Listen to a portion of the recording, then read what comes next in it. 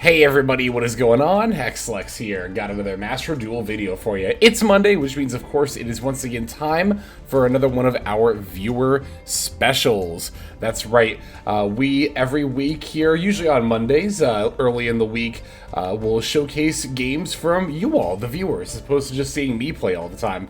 It's really great. I love doing it. It's a ton of fun getting to see you all cook and see just what kind of lists you're all bringing to ladder and or events. I think we'll have a little bit of a grab bag here for this one. We'll have some amount of event games, some amount of ladder games, and we will check those out. So if you are at all interested in submitting games for the viewer special, then you can do so by heading on to the description below.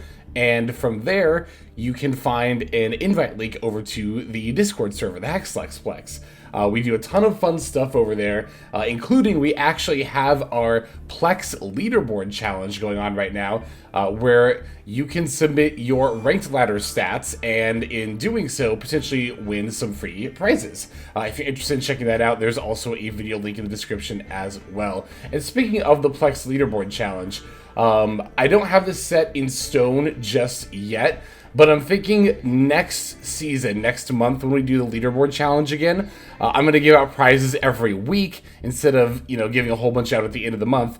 So if you want to enter for this month, by the way, you can still do that at the time that this video is going out. But also look forward to next season where we'll give out weekly prizes, and I think I'm going to be announcing our weekly winners on the viewer special videos for that season. That's just kind of the idea I have in my head, not set in stone just yet, but things to look forward to for sure in the future. But yeah, if you're interested in submitting games for the viewer special, let me finally get back to that now, then you can do so by going to the Discord server using the invite link. We have a channel there that's labeled viewer special submissions, and the main bit of information I'll need from you there is your 9-digit player ID, as well as if you have multiple publicly saved replays, definitely make sure you are leaving at the very least the name of your opponent and or the date and time of your game. Do make sure that any replays you want to be featured are publicly saved, because if they're not, well, then I can't view them. And also know that you can submit multiple different games. The only real, rule I have is just don't spam submit the same game over and over again. But if you've got different duels, like if you have 10 different replays, then you could submit 10 different games. That's 100% fine with me. And again, we do this every single week, so even if we don't get around to your game this week, there is always the next one as well. So, yeah, like I said, we do this every single Monday. It's just that, it's only 3 games per video, so we can only feature so many people. But that doesn't mean I don't watch the majority of the submissions that come in, because I find that regardless of whether it's a deck I play or a deck I don't, I'm usually pretty interested in how the game goes. So I find myself watching, the vast majority, like 90% of them that come in. So, if nothing else, you can take that satisfaction of knowing that, especially if it is a deck I play, I'm always interested in looking at other people's lists. So it's very, very high likelihood that I watched your game, even if we don't feature it. But in any case, I think that's pretty much everything to cover off the bat. So let's go ahead and take a look at these duels for this week. Okay, our first game comes to us from Oramus, aka Jordan over on the Discord server. We have this game, I love our opponent's name here, Rodent Gaming. We're going to be playing Marinis versus Goti in the festival here. Alright, so let us see what our opening hand ends up looking like here.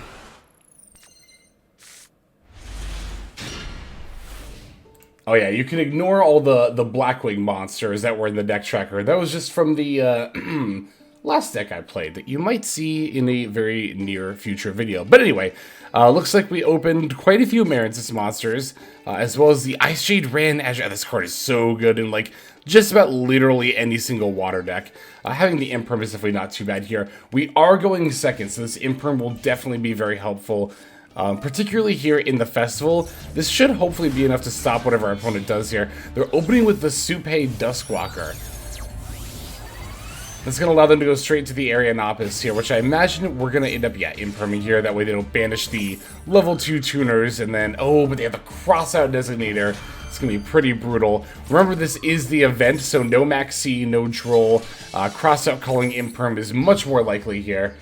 Because a lot of decks out there play Crossout, but no Imperm to call. I mean, I've played decks like that too, but anyway, they have the field spell too. Oh, wow. That's pretty good. That's pretty darn good. Also, gotta be one of the prettiest arts for any Yu-Gi-Oh card out there is this field spell. But anyway, it looks like they're going for the Excel Synchro as well as activating the Area Nops effect. That will allow them to banish it to add the Snops. I never know if I'm saying that card's name correctly. And then we're passing because of the ability to quick synchro with the sheaf during the opponent's turn, right? There's no reason to do it right this second when we could end up needing a different level 10 that we might summon on our turn. Oh, of course, there is also the Excel Synchro Stardust effect as well. We have multiple ways to quick synchro with this board, or our opponent does, rather. I love that animation. I love that animation when the Excel Stardust goes for the regular Stardust. It's so good.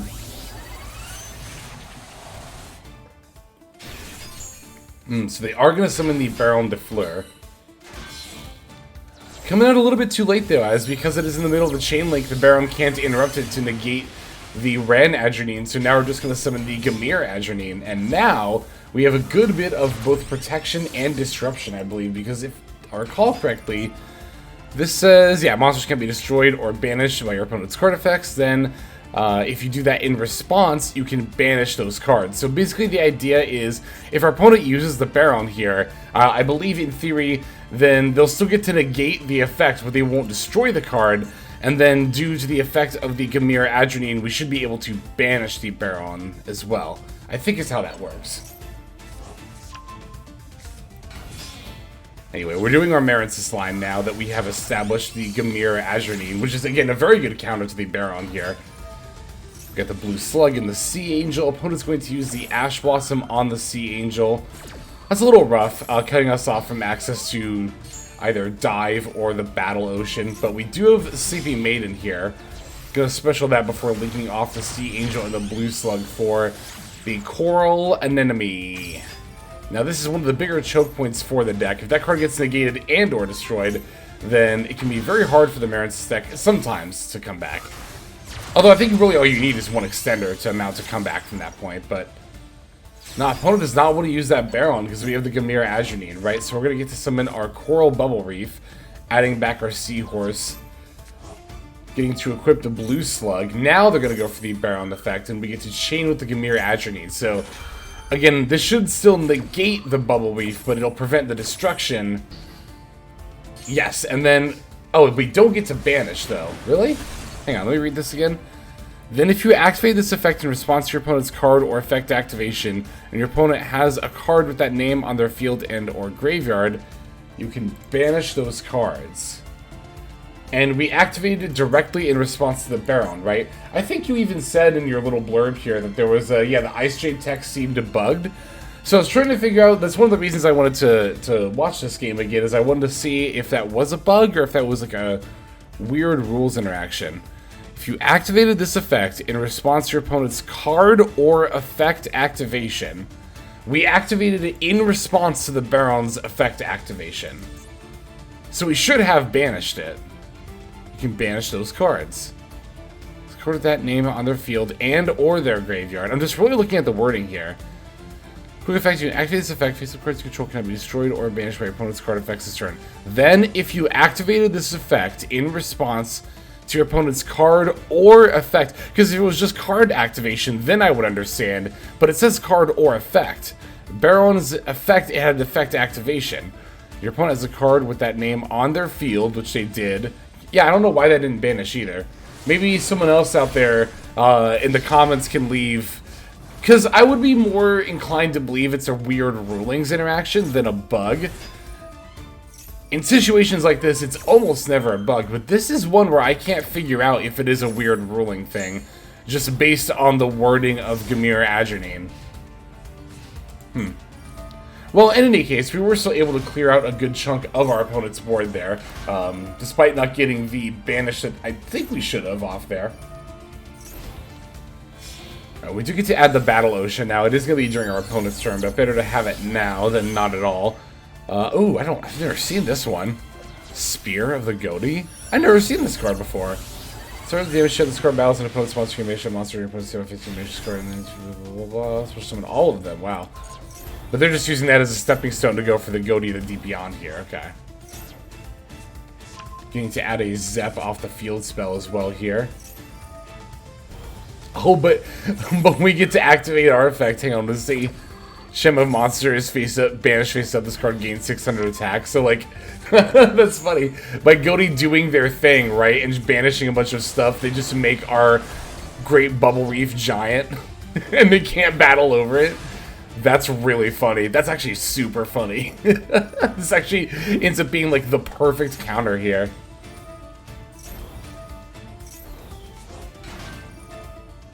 Okay, so they get to summon their tuners during the standby phase. Yeah, now they're putting the level 6 onto the board. We do have the Battle Ocean up, so that's good. Okay, Great Bubble Reef is going to keep boosting its attack points. It's so funny. It's so funny that in this, like, water mirror, there's actually a tech that you can play against another water deck. That's just wild. Jeez, yeah, they just got to spam the board with all those tuners there. Going for the Oscon. This one I do recognize. That's going to get rid of our Battle Ocean, but it's going to keep boosting the attack power. Oh, and then we get to bring back our Adrenine as well. It's funny, I never realized how many water cards cared so much about banishing before now.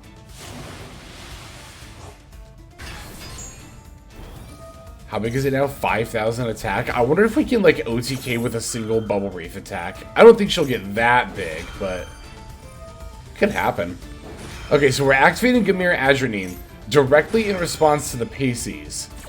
So this should, in theory, banish the Paces, right? Because it's still on the field. It's not in the graveyard. I mean, it would do it from the graveyard as well, but... Okay, that time it did it.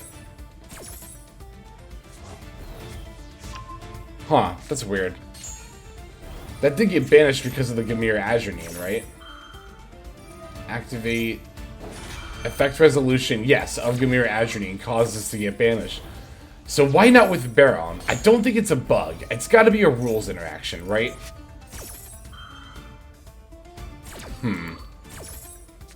Oh no, they have the Gamma! Our Bubble Reef! Oh, but it's not destroyed! It's not destroyed. Because this is a lingering effect, right? Hang on. Let me read Gamera Adrenine again. Monsters you control cannot be destroyed or banished your opponent's card effects this turn. Yeah, it's a lingering effect, so even though, again, much like with the Baron, even though the Gamma will negate, it won't destroy, and the Bubble Reef even gets to keep her, at that point, I think it was 6,800 attack points. Good God almighty. I think we could have actually OTK'd. I was kind of joking at first, but I think we could have actually OTK'd with one single attack from the Great Bubble Reef there at the end. Holy cow, that was a really, really good mirror match. Or not even mirror match, it was kind of like a water mirror, but... it's funny, again, how we had, like, the perfect tech counter for the other water deck. That's good. Alright, we got a couple more duels to check out. Let's go ahead and see the next one. Okay, our next duel comes to us from Tension. Tension has a game here where they are playing Punk Bestial Cash, I believe? Yes. And we will be up against... What was the deck again? We're up against Cyber Dragons. Alright. I was very eager to see this because it's been so long since I've played a Punk deck. I was actually thinking about this pretty recently, like before I even watched this game, about how, like, I need to play Punk again. So I'm going to live vicariously through Tension here for a little bit and take a look at this Punk duel here. Plus, like, Punk is so... Oh, you have a Royal Xayamine too. That's so good. Oh, it looks so nice. You know... I love me some pile decks, and I think Punk is one of the best archetypes to kind of complement those styles of decks here, because the archetype is so flexible in what it can do in Summon, right? Now, unfortunately, there's no Chaos Ruler anymore, which did previously make it a pretty good selling point for a lot of pile decks, but, you know, the ability to turn out, like... I mean, Punk can summon a lot of different things. It can pump out, like, level 8 Synchros. It can pump out rank 3s pretty easily, especially when combined with the Gold Pride. It can pump out rank 8s, funnily enough, because they have a lot of level 8s that are in Archetype that come out very easily. So, it has some fusion support. So, Punk can really do it all, honestly. It's a very, very cool archetype. getting the Brains Regained is very, very nice. We even have that and the Cashier Birth, two very powerful continuous spells, and the Branded Beast here, as well as the Sharakusai. No. What was this one called? Nashiwari Surprise, that's what it's called. Alright, singing for the Baron. We are going to need a Bestial Monster in order for the Branded Beast to be alive. We get to bring back the Fenrir off the Cashier Birth, which is really cool. That's going to be some additional disruption going into the opponent's turn. Doesn't look like we actually have access to a Bestial, not setting the Branded Beast here. Probably not to clog up our spell and trap zones too much, in case we need to activate this like Feather Duster or something. Dark Hole is going to be our opponent's first card, which is pretty wild. Until you remember, our opponent is on Cyber Dragon, so such a specific like going second card makes sense because Cyber Dragon is very much a going second deck.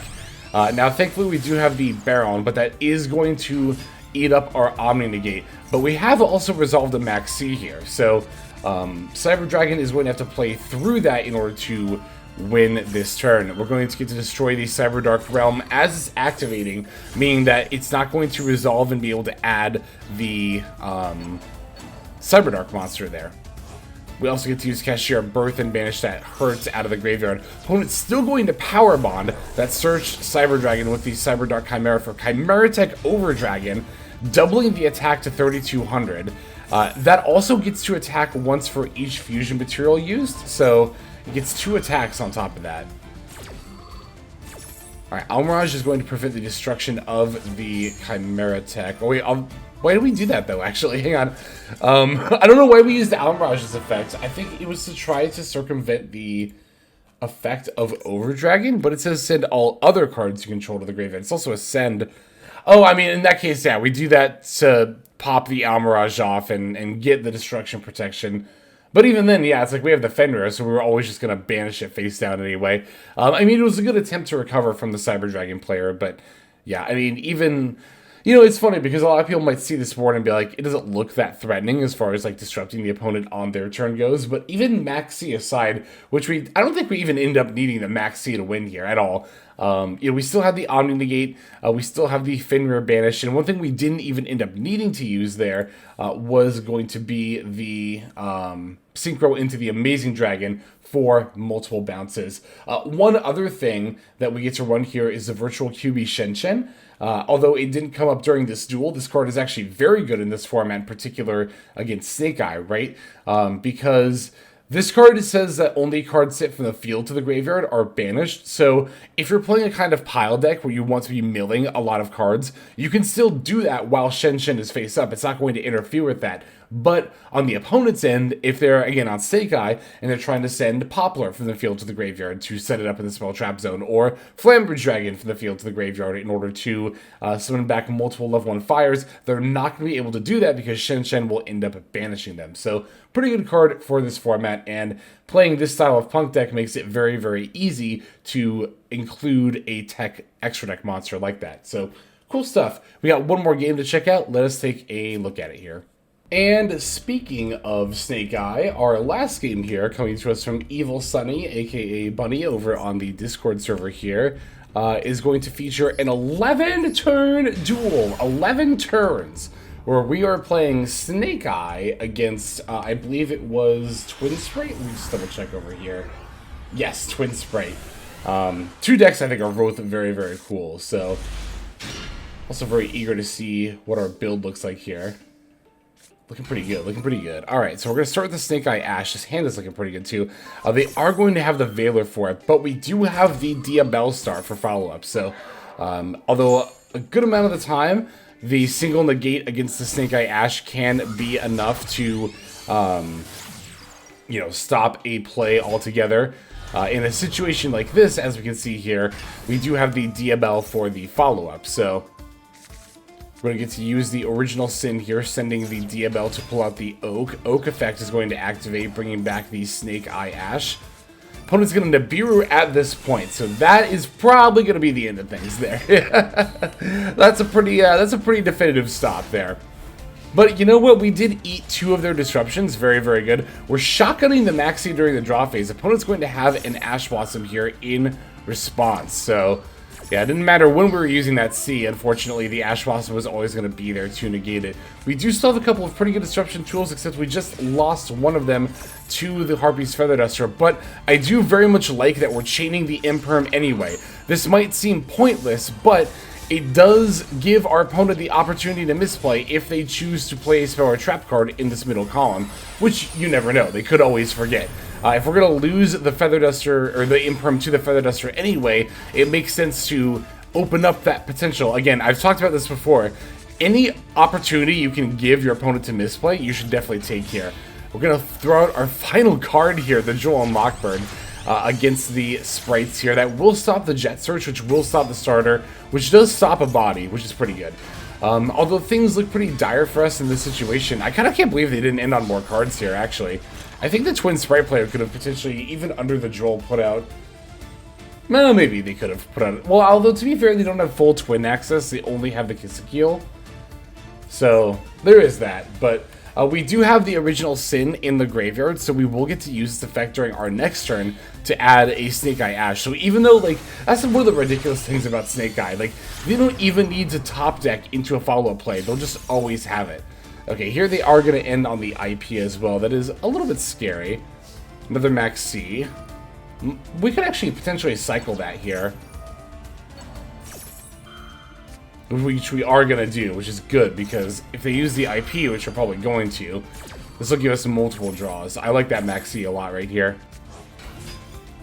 Oh, that Flamber Dragon's a rough draw, though. That's pretty rough. Pretty brutal. Alright, let's see what we got here. Normal Summon the Snake Eye Ash, adding the current card of Incarnate. That's a good add. That's a good add. I like that. We're using it now. I like that too, because that puts less bodies on our opponent's board for IP, and it forces them to be playing, basically to go into Nightmare Unicorn and not the Underworld Goddess, right? I was going to say at first to be playing the Nightmare Unicorn, but if it's Twin Sprite, I imagine they are. The Nightmare Unicorn, I don't always play it in a lot of my Sprite builds, but in Twin Sprite, it's good because it is specifically a Fiend. So even if you're Fiend locked by the Twin stuff, you can still IP into it. Same with the Underworld Goddess too, actually. Oh, and they top deck the Sunny Snitch. No! We do have the Nibiru here. Wow, I'm seeing why this was such a back and forth duel. Oh my god. Both players are just top decking. Oh, again, we had the original Sin, but Sand over here, Sand Model. I wonder if that's what MDL stands for. Top decking into the Sunny Snitch, going into the Live Twin plays. I like that we waited until then on the Nibiru. That was good. Yep. Gonna nib their Link monsters, give them a 0 defense token, and then they'll have to pass back over to us. So, ball's in our court, and it's looking pretty favorable. The Divine Temple might not be plays, but it is still a relatively good top deck. It means now if our opponent top decks into plays, we get to summon our Flamber Dragon, thanks to the Divine Temple's effect. Okay, they don't have anything here. They're still at full life points. We're at less than half. Alright, call by. Again, not plays, but we're not at all in a disadvantaged position. But I kind of don't like that the opponent's now starting to build up cards in the hand. It's going to make it more and more difficult the more cards they have. Oh, we have the direct counter for this Monster Reborn. That's such a good call by there. Such a good call by.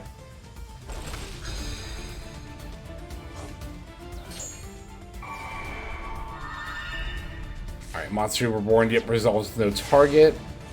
Gonna pass back over to us. There's the Ash Blossom, again, not a play, but it is a disrupt. I think we're looking pretty good here. If our opponent's last card wasn't a play on the other turn, then they're in top deck mode again, and Ash Blossom stops just about every single top deck this deck could possibly have. They're gonna normal summon Maxi, which might look like a funny haha, but I was gonna say it could very easily be followed up by another play here. We're gonna use the Ash Blossom against the blue. Excuse me. So now they're going to overlay into the Gigantic, right? I imagine.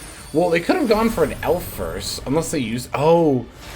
No, wait, but Call By was on their last turn, so Elf would be available to use. So unless they only have one Elf in their extra deck, then they could have gone Elf first, brought back a 2, and then made the Gigantic 3200, and potentially used it to battle. But instead, we're using Gigantic and Carrot to now make the Elf, which I don't really understand, personally, but sure. Okay, Elf bringing back the Kisakeel. Okay, yeah, I guess we do get to pop with the... Oh, and then go into the Trouble Sunny. Okay, I guess this... No, wait. No, we're going into the Leela. I was going to say, if we go into the Trouble Sunny...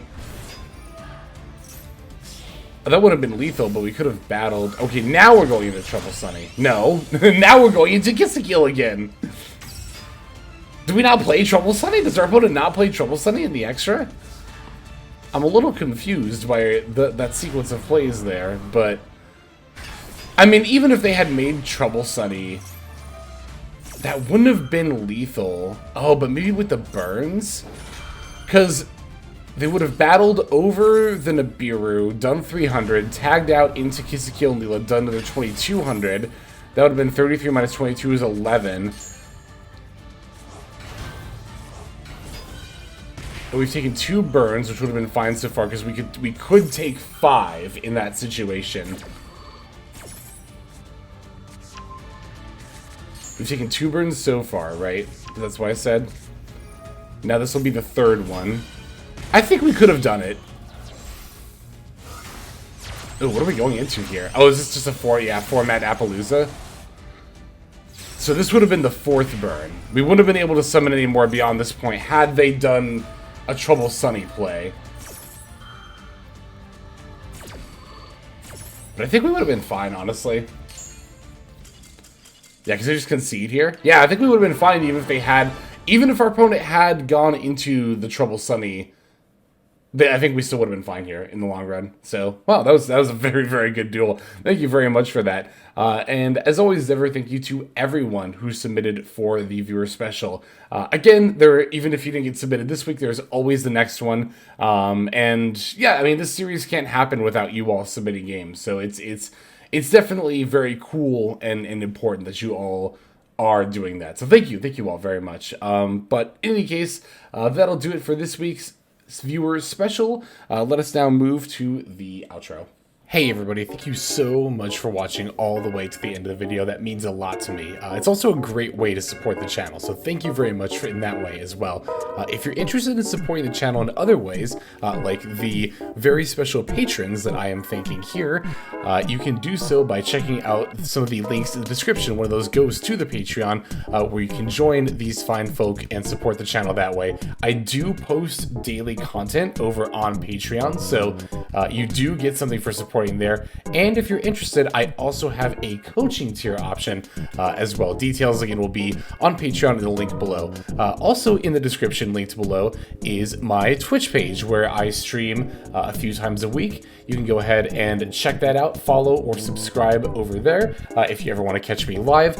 You'll also find my second YouTube channel if you feel like subscribing over there to watch some of the Twitch VODs as well as some additional non-Yu-Gi-Oh related content that I make over there.